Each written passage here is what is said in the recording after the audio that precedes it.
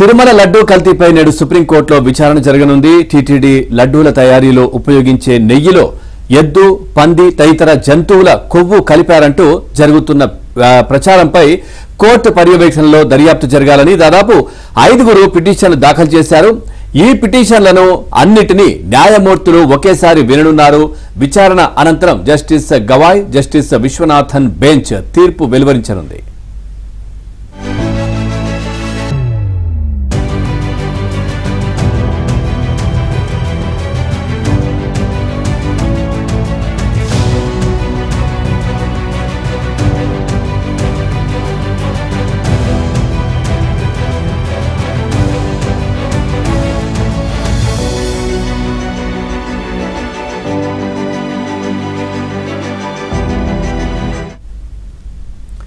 రైట్గా తిరుమల లడ్డూ కల్తీపై నేడు సుప్రీంకోర్టులో విచారణ జరగనుంది. టీటీడీ లడ్డూల తయారీలో ఉపయోగించే నెయ్యిలో ఎద్దు, పంది తదితర జంతువుల కొవ్వు కలిపారంటూ జరుగుతున్న ప్రచారంపై కోర్టు పర్యవేక్షణలో దర్యాప్తు జరగాలని దాదాపు 5 పిటిషన్లు అయితే దాఖలు చేశారు. ఈ పిటిషన్లు అన్నిటినీ న్యాయమూర్తులు ఒకేసారి విననున్నారు. ఓవరాల్ గా ఈ అంశానికి సంబంధించి మరింత సమాచారాన్ని మా ఢిల్లీ బ్యూరో చీఫ్ కృష్ణ అందిస్తారు. Krishna, good morning. పూర్తి డీటెయిల్స్ ఏంటి వీటికి సంబంధించి? Good morning Pavan. ఏదైతే కలియుగ వైకుంఠ దేవుడైనటువంటి వెంకటేశ్వర స్వామి లడ్డు ప్రసాదం అయినటువంటి లడ్డూలో కల్తీ జరిగిందంటూ వచ్చినటువంటి వార్తలపైన సుప్రీంకోర్టులో కేసులు దాఖలయ్యాయి, పిటిషన్లు దాఖలయ్యాయి. కొంతమంది అయితే లాయర్లు ఈ యొక్క కేసును సిబిఐకి అప్పగించాలి, అదేవిధంగా దోషులను కఠినంగా శిక్షించాలి అంటూ కొంతమంది పిటిషన్ దాఖలు చేస్తే వైసీపీ నేతలు, అదేవిధంగా మాజీ టీటీడీ చైర్మన్ అయినటువంటి వైవి సుబ్బారెడ్డి కూడా ఈ పిటిషన్ ను దాఖలు చేశారు.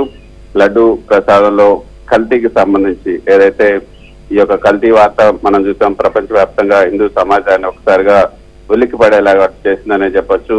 ముఖ్యంగా ఈ యొక్క లడ్డూలో పశువుల కొవ్వు, చేప నూనె, పంది కొవ్వు వంటివి ఉపయోగించారంటూ స్వయంగా ముఖ్యమంత్రి ప్రకటించడం, అందుకు సాక్ష్యంగా Gujarat national dairy development board NDDB lab report ను కూడా విడుదల చేయడం అన్నది అందరినీ కూడా, అంటే ప్రపంచవ్యాప్తంగా ఉన్నటువంటి భక్తులందరినీ కూడా కలిసివేసిందని చెప్పొచ్చు. గత ప్రభుత్వ హయాంలో మార్చినటువంటి టెండర్ నిబంధనలు, అదేవిధంగా నెయ్యి సరఫరా కాంట్రాక్ట్ పొందినటువంటి సంస్థల్లో తమిళనాడుకు చెందినటువంటి ఏఆర్ ఫుడ్ సరఫరా చేసినటువంటి నెయ్యిలో ఈ కల్తీ జరిగిందంటూ ప్రస్తుతం అధికారంలో ఉన్నటువంటి ఎన్డీఏ ప్రభుత్వం ఆరోపణలు చేస్తుంది. ఈ ఆరోపణల నేపథ్యంలోనే ఈ యొక్క పిటిషన్లు దాఖలయ్యాయి. అయితే సురేష్ ఖండేవార్ చౌహాన్ కే దాఖలు చేసినటువంటి పిటిషన్ లో ఈ పిటిషన్ పైన మొదటిసారిగా సురేష్ ఖండేవార్ చౌహాన్ కనే ఈ వివాదాన్ని జాతీయ స్థాయిలో ఆయన తీసుకొచ్చారు. ఆయన ప్రధాన న్యాయమూర్తి, భారత ప్రధాన న్యాయమూర్తి జస్టిస్ డివై చంద్రచూడ్ కూడా లేఖ రూపంలో ఈ పిటిషన్ ను పంపించారు.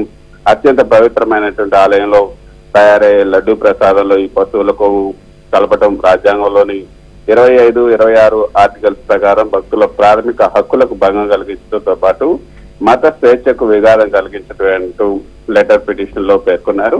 ఈ వ్యవహారం పైన సుప్రీంకోర్టు సిట్టింగ్ జడ్జి లేదా రిటైర్డ్ జడ్జి పర్యవేక్షణలో విచారణ జరిపించాలన్నది ఆయన ప్రధానమైనటువంటి డిమాండ్. వీరితో పాటు సుబ్రహ్మణ్య స్వామి కూడా పిటిషన్ దాఖలు చేశారు. అందులో సుబ్రహ్మణ్య స్వామి దాఖలు చేసినటువంటి పిటిషన్ లో హిందూ దేవాలయాలపైన ప్రభుత్వాల పెత్తనం ఉండకూడదు, ఏ ఇతర మత సంస్థలపైన కూడా ప్రభుత్వం పెత్తనం లేనప్పుడే హిందూ ఆలయాలపైన మాత్రం ఎందుకంటూ ప్రశ్నిస్తూ ఆయన గతంలో పిటిషన్ దాఖలు చేశారు. దానికి అనుబంధంగా ఇప్పుడు ఈ పిటిషన్ దాఖలు చేయడం జరిగింది. హిందూ ఆలయాలకు ప్రభుత్వాల నుంచి విముక్తి కల్పించాలని అప్పట్లో పిటిషన్ లో కోరారు. తాజా పిటిషన్ లో సుప్రీంకోర్టు పర్యవేక్షణలో కమిటీని ఏర్పాటు చేయాలని కోరుతూ నెయ్యి కల్తీ జరిగినట్టు వచ్చినటువంటి ల్యాబ్ రిపోర్ట్ పైన సమగ్ర నివేదిక తెప్పించాలని కూడా ఆ పిటిషన్ లో కోరారు. అందులో కొన్ని ఆయన మౌలికమైన ప్రశ్నలు కూడా లేవనెత్తారు. శాంపిల్ను ల్యాబ్ టెస్టింగ్ ఏజెన్సీ సేకరించిందా, తిరస్కరించినటువంటి ట్యాంకర్ నుంచి శాంపిల్ను సేకరించారా, లేక ప్రసాదంలో వినియోగించినటువంటి నెయ్యి నుంచి శాంపిల్ను స్వీకరించారా అంటూ కొన్ని ప్రశ్నలు లేవనెత్తారు. ఇక వైవి సుబ్బారెడ్డి దాఖలు చేసినటువంటి పిటిషన్ లో అయితే అనేక అంశాలు పేర్కొన్నారు.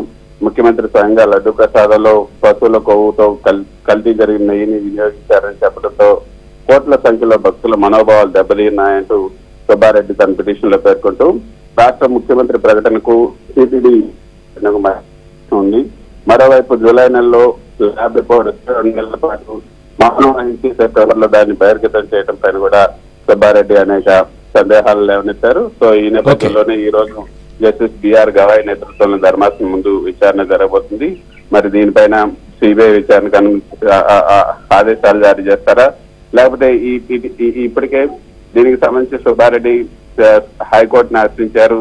తనపై జరుగుతున్నటువంటి విజిలెన్స్ విచారణ ఏదైతే ఉందో దాన్ని నిలిపివేయాలని కూడా మరి ఈ పిటిషన్లు అన్ని కూడా హైకోర్టులోనే మీరు దాఖలు చేసుకుంటే హైకోర్టు విన్న తర్వాత సుప్రీంకోర్టు రమ్మని మరి చెప్తారా లేదా అని చూడాలి. ఈ రోజు అయితే దీనిపైన కొంత అందరూ వెంకటేశ్వర స్వామి భక్తులంతా కూడా ఆసక్తితో ఈ పిటిషన్ల విచారణలో ఏం జరుగుతుందని కూడా ఎదురు